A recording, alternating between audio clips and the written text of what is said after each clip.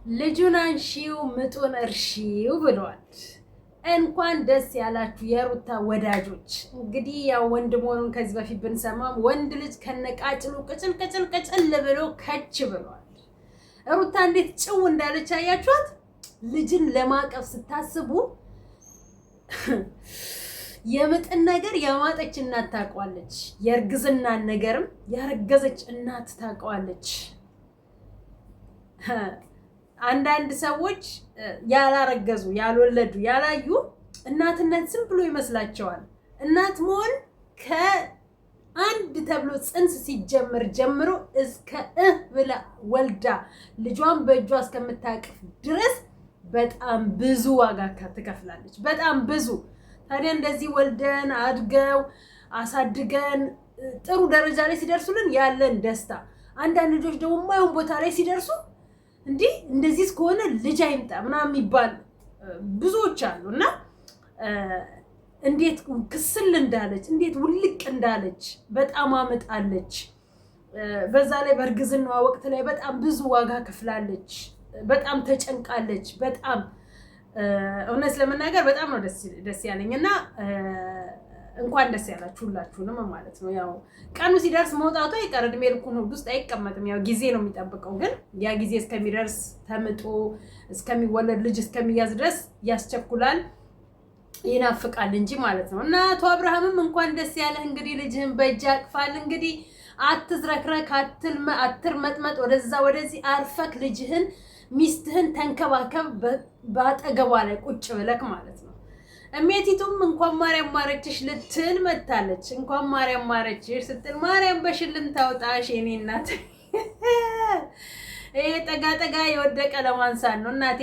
ብዙ ሰምተናልና አጉላት ትምጪ። ፈረንጁ ደግሞ ውጪ ብሎሻል። በቃ እውነት ነው። በቃ ጭራሽ መቼም ወልዳለች ከዛ ብድግ ብላ አታባረኝም ብለሽ ነው የመጣሻት። ኤኒዌይስ ጠያቂ አያሳጣን ነው የሚባለው። ለማንኛውም ግን ሰላም ብያለሁላችሁንም በያላችሁበት ሰላምታ ይድረሳችሁ። ሰላማችሁ እንደው ጊዜው ብርትርት ይበልልኝ ነው ማለት የምፈልገው። አበረታቱኝ። ሰብስክራይብ፣ ላይክ፣ ሼር እያደረጋችሁ አባዙልኝ። ሀሳብ አስተያየታችሁን ልክ እንደዛው አስቀምጡልኝ ማለት ፈልጋለሁ። ያው እንደ ሌላ ጊዜ ቀን በቀን አልመጣም። አንዳንድ ቀናቶችን እያለፍኩኝ ነው የምመጣው እያየው ምናምን ማለት ነውና እንደዛ ነው የምላችሁ። እና ሩቲ እንኳን ማርያም ማረችሽ ብለናል። ማርያም በሽልም ታውጣሽ ብለንም ወተናል ማለት ነው ትናንትና። እና ወይዘሮ ሄርሜላ ዛሬ ሐኪም ቤት መታ ከሳሽ ቅቤ አትቀቢም እንዲያቲም ምነው እኔ ካላረስኩሽ አልሽሳ አርፈሽ ጥግሽን ይዘሽ ተቀመጪ ሴትዮ፣ በቃ ወጪ ያለሽ። በቃ ፈረንጁ እውነቱን ነው። አይውሽ በቃ እንኳን እነሱ አይደሉም እኛ በርቀት ሆነን አንይሽ በነሩታ መሀል የምር አንይሽ። በቃ ሂጂ ዞር በይ። አቶ አብርሃም አርፈክ ተቀመጥ። እሷ ዳርዳር የምትለው አሁን እንግዲህ አራስ ቤት ናት፣ ይዤው እንደፈለኩ ዞራለሁ ምናምን የለም። ከአሁን በኋላ ከእሷ ጋር እንኳን ብትታይ በራሱ ሩታ ነፃ ናት አሁን። ኦኬ ከሆዷ ልጅ ተወልዶ እንትን ብለዋል። እና እንትን አትበሉ።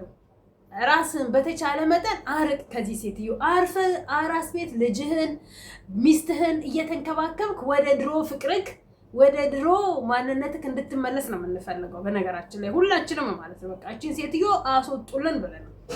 ሩታን ማስተያየት ዛሬ እንኳን ማርያም ማረችሽ ልትላት መጣ አይተናታል እያለች ነው የሆነ የአስመሳይነት ሳቃል አለ። እንደውም እንዴት እንደመጣችሁላ ግራ ገብቶናል። መቼም እኔ ለመያዝ የኛ ሴቶች ነገር እኮ ከባድ ነው። እና እንደዛ ነው። ወይዘሮ ሄርሜላ በቃሽ በቃሽ በቃሽ፣ እባክሽ ስሚ፣ ከሰው ህይወት ውጪ። በቃ ለምንድን ነው የማይበቃሽ? በቃ ምግቡን ግን ተጠንቀቁ። ለራሷ ስታበሏት ተጠንቀቁ። እንደዚህ አይነት ሴት መራቅ ነው። እንኳን ምግብ ከሷ እጅ ወስዶ መብላት አለ ቢቅርና ያውም በዚህ ዘመን ያውም እንደ ጦር የሚተያዩ። ሩታ ምግብ ስትበይ ተጠንቀቂ። ማንም የሚያመጣልሽን እናትሽ የወለደችሽ እናትሽ ያሸችልሽን እህቶችሽ ያሹልሽን ገንፎ ብቻ ምግብም አጥሚትም ማለት ነው። ከዛ በተረፈ ሌላ የሚያመጣው ሰው ብርቱካን ውስጥ እንኳን እኮ መርዝ አድርገው የሚሰጥ ትውልድ ነው ያለው በአሁኑ ሰዓት ላይ የምናየው ነገር። ሄርሜላ ምግብ እንኳን አይደለም አራስ ለመጠየቅ እስር ቤት ድረስ መርዝ ይዘው የሚገቡ ያሉበት ዘመን ላይ አይደል ያለን። ስለዚህ ተጠንቀቁ። ምግብ ስታበሏት፣ ምግብ ስትሰጧት ተጠንቀቁ። ለልጇ ታስፈልጋለች፣ ለቤተሰቦቿ ታስፈልጋለች። ምክንያቱም የሄርሜላ ነገር ምንም ስለማያስተማምን ማለት ነው። እኔ በኩል አላምናትም፣ ሄርሜላን አላምናትም። እና በአሁኑ ሰዓት ሲጀመር ማን ይታመናል? ማነውስ ታማኙ? ታማኝ ሰው እኮ የለም በዚህን ሰዓት ላይ። ሁሉንም በሩቅ እናቴ በሩቅ መሸሽን የመሰለ ነገር የለም። ስለዚህ ተጠንቀቁ ነው ማለት የምፈልገው ማለት ነው። ሲቀጥል ደግሞ አንድ ጨቅላ አለች በዳኒና በጽጉ መሀል ላይ የገባች ገና የእናቷን ጡት ጠብታ ያላደገች ግን ልጅ ያመጣች። እንግዲህ ድራማ ይሆናል። እሷ በግሏ ይመስለኛል ዳኒን ለመያዝ አርግዣለሁ አለች እንጂ ያረገዘች የእርግዝና ስነ ምግባርም አይደለም ያላት ማለት ነው። እርጉዝ ሴት ከሆነች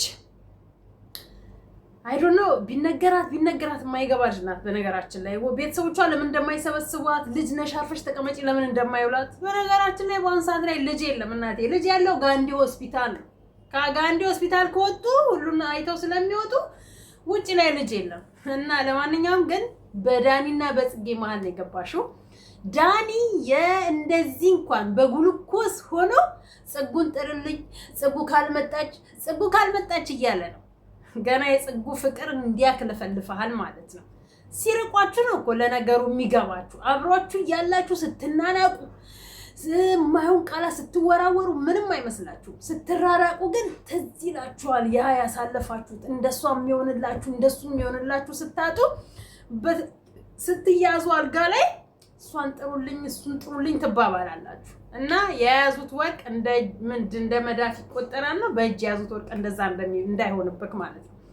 እና እቺ ደግሞ እኔ እርጉዞኜ እንዴት ጽጌ አሁንም ጽጌ ትላለህ? በግሉኮስ ሆኖ እንኳን ጦርነት ፋይት ከዳኒ ጋራ እንዲህ ሰው እንዲህ እንኳን ሆኖ እርጉዝ ከሆንሽ አትረጁም? ለልጅሽ ብለሽ አትረጁም? እንዲኖርልሽ ከፈለግሽ ስላላረገሽ ነው። የውሸት ድራማ ስለሰራሽ ነው።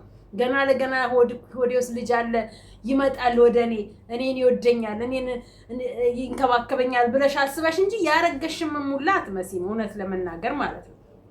እሱም እንዲህ ተይዞ ጽጉን ጥሩልኝ ነው ያለው። ምክንያቱም ጽጉን ነው የሚፈልገው። እንዴ ሳልፈልግ ሳልወድ ነው እንዲህ አይነት ህይወት ውስጥ የገባሁት አለ። ደስተኛ አይደለሁኝም አለ። በቃ ከዚህ በላይ ምን ሊሆንልሽ ነው የምትፈልጊው? እንዴ ሰው አይገባውም እንዴ? እንዲህ እየተነገረሽ በግድ ሙጭጭ አንቺና ሄርሜላን ነበር እንደው አንድ ላይ ማስቀመጥ። የማይገባችሁ ሂዱ ስትባሉ የማይገባችሁ፣ ተው ስትባሉ ማትተው፣ በዚህ ልክ ሙጭጭ ብለሽ እንግዲህ ልጁን በግድ እንትን ብለሽ እንግዲህ ጽጉ ደግሞ ነገ ስትመጣ ምን እንደሚፈጠር አብረን ነው የምናየው። አብረን አይተን እንወስናለን ማለት ነው። በነገራችን ላይ የማን ህይወት ተበጥጦ የማን ህይወት ይቀራል አይነት ነገር እንደሆነ ከዚህ በፊትም ተናግሬያለሁ። ማን ነው ኤፍሬም የሚባለው ግን ምን አይነት መርዝ ነው? የእህቱንና የወንድሙ ህይወት የተበጠበጠው በሰው መሆኑን እያወቀ የማርክን ህይወት ለመበጥበጥ በሱ እጅ በህፃን ልጅ ቤዛን ትፈልጋታለህ እንዴ? ቤዛን ስለፈለካት ነው የማርክን ህይወት በጥብጠክ በድብቅ በህፃን ልጅ አድርገክ አስልከህ ለሱ አይሰጠው። ማርክ እንዲህ አይነት ነገር በፍጹም ያደርጋል ብለን በፍጹም አናስበው። ሰው ነው፣ ከሷ በፊት ሊኖረው ይችል ይሆናል እንግዲህ ማናቀው ማለት ነው። የምናቀው ሚዲያ ላይ ሃይሚን ሄሉን ነው። ከሄሉ በኋላ ደግሞ ሊኖረው ይችላል ወይ ከሄሉ በፊት ሊኖረው ይችል ይሆናል። ስለዚህ ሰው ነው። አንተ ምን ነው የራስህን እንትናን ፈልገህ ሰላም አትፈጥርም? ቤዚ ያንተን ቤዚ ፈልገህ ሰላም አትፈጥርም? የሰው ቤዛ ሄደህ ከምታበጣብጥና የሰው ቤዛ ለራስህ ከማድረግ የማይሆን ጉርጓድ ቆፍረህ ፎቶ ሰተህ ገና አሁንም ማወጣለሁ ምናምን እንደ ህሊና የሚባል የለክ። ወንድምህ ከዛ እህቱ ከሚስቱ ጋር ብጥብጥ ላይ ነው። እህትህ ከዚህ ከጓደኛዋ ጋር ብጥብጥ ላይ ናት። አንተ ከዛሽ ከድሮ ፍቅረኛ ከቤዚ ጋር አልተስማማት። በቃ እነሱ ተበጣብጠው እኔ ተበጣብጬ ለምን ማርክ ሰላም ያገኛል? ማርክ እንዴት ሰላም አግኝቶ ፍቅር ይኖረዋል ነው? መቼም ሌላ ምንም አይደለም። ዘንድሮ ተነስቶባቸዋል። ሴቷ በአንድ በኩል ወንዱ በአንድ በኩል የሰው ህይወት ለመበጥበጥ የሰውን ሰላም ለመንሳት ሰውን ለማበሻቀጥ የማታደርጉት ጥረት የላችሁ። ግማሹ በመድኃኒት፣ ግማሹ በቦክስ ደም በደም ይሆናል፣ ግማሹ በተንኮል የተረሳ ተንኮል አውጥቶ የሰው ህይወት ይበጠብጣል። ታዲያ ይሄ ነው የኛ ሀገር ዩቲዩብ የሚሰራው? በዚህ ገንዘብ ከተገኘና በዚህ ገንዘብ ከተሰራ ምን አገባኝ ነው? የሰው ህይወት በጥብጣ ሰላም የምታገኝ ይመስልካል? ደግሞ አንተን ስርዓት አለ። ለሚያልፍ ቀን የማያልፍ ቃል አትነጋገሩ ብለናል። ሄል ማነች ሃይሚ ዛሬ ቁጭ ብለን በጠረጴዛ ዙሪያ እንወያይ እያለች ነው። ትናንትና በጣም ብዙ ቃላት ተወራውረዋል። እስከ መመታታት ደረጃ ተደራርሰዋል። ያ ምንድነው? መናናቅ፣ አለመከባበር፣ በቃ ተናንቆ ሳይከባበሩ አብሮ ከመስራት ተራርቆ መኖርን የመሰለ ነገር የለም። በቃ ምንም ሳትባባሉ መራራቅ። በቃ ቢቻል ተስማምታችሁ ተግባብታችሁ በሰላም መስራት፣ ካልተቻለ ደግሞ በቃ ጸብ ሳይኖር በቃ ድምጻችሁ ሳይሰማ መራራቅ፣ እንካ ሰላምታ መባባል ነገ ለምታፍሩበት። ይኸው የእንትናም ወንድሞች ተራ በተራ እየጮሁባቸው ነው። እውነቱን ነው ያብ የተናገረው። በሰው ህይወት ሶስተኛ ወገን ሆናችሁ የምትገቡ ለሱ የምታደሉ ለሷ የምታደሉ ምን አገባችሁ ውጡ ብሏል። ሶስታችሁንም ብሩክንም ማነው ስሙ ፍፄንም ያ ሶስቱን ተቆጥቶ ተናግሯቸዋል። እውነቱን ነው። እነሱ ቁጭ ብለው እሷ ብጉ ብላ በሰዓቱ ደብዳቤ ጽፋ አስቀምጣ ለዛለንትና ሰጣ ባትሄድ በውስጥ ቁጭ ብላ ይሄ ተላከልኝ፣ ይሄ ተሰጠኝ፣ ይሄ ነገር እውነት ነው ወይ እስቲ ሚዲያ ላይ ይዘውን ሳናወጣ ቁጭ ብለን እንነጋገር ብሎ በሰላም ተነጋግራ መፍታት ስትችል ብጡን የመጀመሪያ ያነሳችሁ እሷ ሀገር ይወቅልኝ ጓደኞቹ ይወቁልኝ ብላ ደብዳቤ ጽፋ በሷ ቤት ጠፍታ ለማጠፋ ይሄንን ችግር አመጣች። ዛሬ እዚህ ላይ ደረሱ። ያ ደግሞ ድንገት መንገድ ላይ ነው ያገኘዋት ብሎ ያለው ዛሬ መጥቶ ጭራሽ አበባ ይዞ ከብሩክ ጋር ግብ መፈጣጠር። ትላንት እኔ ከመንገድ ላይ ወድቃ ነው ያገኘዋት አለ። ቀጠለና ደግሞ አሁን ልክ ከሷ ጋር ሰላም የፈጠረ ይመስል የዘንድሮ ወንዶች የዘንድሮ ግግም ያላችሁ ገገሞች ሚዲያ ላይ የምናያቸው አንድ የሚረባ ወንድ የለውም። ሚዲያ ላይ ሆነን ለመናገር አንድ ስርዓት አልባዎች ጋጦጥ ብቻ ሚዲያው ላይ እየበዙ ያሉት ማለት ነው። የሚያረጉትና የሚናገሩትን የሚሰሩትን የማያውቁ ተመልከቱት። ናሂን አሁን ትናንት ኃይለኛ ብጥብጥ ተበጣብጦ ዛሬ ደግሞ በቆርቆሮ ሊገዛት ነው መሰለኝ መኪና ይዞ መጥቶ ልጆችን የምታየው በቁሳቁስ ሰበብ አድርገህ ነው።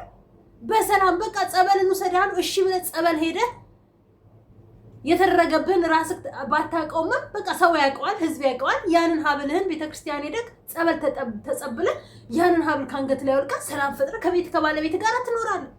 ቁሳቁስ ስላመጣ በዛ በቁሳቁስ ልትሸውዳት አትችልም። ካደረክላት በላይ ስለሚብስ ማለት ነው። ከምታደርግላት በላይ ከእርግዝና ጀምሮ እስከምትወልድ ድረስ እኮ አርፋ እኮ በስርዓት እኮ እርግዝና አራስ ቤትን እንኳን አላጣጣመችው። አንተ እንደዚህ ማድረግ ስትጀምር ማለት ነው። ጥላ ከቤቷ ጸበል ሳትነካ እንኳን ጥላ ከቤቷ እስከመውጣት አድርሳታል። ዛሬ መኪና ይዘላት ስለመጣ ያ መኪና የትላንት ቁስሏን ሊሽርላት ነው። አንዳንድ ሰዎች አላችሁ በቁሳቁስ የምታምኑ በገንዘብ አምናችሁ ህይወታችሁን የማይገባ ቦታ ላይ የምታስቀምጡ። ይሄ አይደለም ትዳር፣ ይሄ አይደለም ፍቅር። ብዙዎች ከሚዲያ እየጠፉ ነው። ብዙዎች ወደ 40 ምንጭ ነው ምን የሚባል የሄሎ ሀገር ላይ በጣም ብዙ ልጆች ነበሩ። አሁን ዩቲዩበሮች ማለት በጣም ብዙዎች የሉም። አሁን ተበጣብጠው አንዷ የአንዷን ህይወት በፍጹም አትኖርም ብላ አንዷ የአንዷን ህይወት እሱ ፍቅረኛ የኔ ነው ያንቺ አይሆንም በዚህ ሚዲያ ላይ የሉም። በቃ አንዷ በተንኮል አንዷን እኔ እንጃ በስማም በዚህ ልክ ተንኮል ሰርተው ከሚዲያ ቢጠፉ ምን እንትን አለው? ቢሰሩ ኖሮ የት ይደርሳሉ? ስርዓት ያለው ስራ ይዘው ቢሰሩ ማለት ነው። ስርዓት አልባ ሆኖ ስርዓት ውጪ ሆነ የሚሰሩት ሚዲያ ላይ መታየት ጠፉ። በቃ የት እንደገቡ አናቅም፣ የት እንዳሉ አናቅም ነው። የሚያስጠላ የሚያሳፍር ስራ ነበር የሚሰሩት ማለት ነው። ሄሉም ያው የሄሉ ፍቅረኛ ቀለበት ያደረገላት ቤተሰቦቿ ጋር በጊዞ ሄዶ በቤተሰቦቿ ይቅርታ ብለው እንትን አለ። ይብላኝላችሁ ብዙ ያደረጋችሁ ማለት ነው። እንግዲህ እውነት ከሆነ ያዝልቅላቸው። ነገ ደግሞ ዛሬ ቤተሰቦቿ ጋር ይጃለን ብሎ ነገ ደግሞ ሌላ ችግር እንዳይፈጠር እንትና በዛ የየ ይላል። ማን ነበረ ስሙ የአዋሳው ልጅ እንትና ደግሞ ስደት ላይ ሆኖ የየ ይላል። ሄሉ ግን እዚህ የራሷን ህይወት ጀምራ እየኖረች ነው ያለችው። አንድ ሴት ላይ እንደ ዝንብ ውር ማለት፣ አንድ ወንድ ላይ እንደ ንብ ውር ማለት አገሪቷ የወንድ እጥረት ወይም የሴት እጥረት ያለባት ይመስል። በእርግጥ ቡታጅራ የወንድ እጥረት አለ። ለዛ ነው ግር ብሎ አንድ ወንድ ላይ እንደ ንብ የሚሰፍሩት። ባይሆን ኖሮ እንደዚህ አይሆኑም ነበረ። ለማንኛውም ግን ይበቃኛል። እስከዚህ ድረስ ካወራሁላችሁ አትጥፉ፣ አበረታቱኝ ነው ማለት ፈልገው። ወዳችኋለሁ። ባባይ። እባካችሁ አሳድጉ።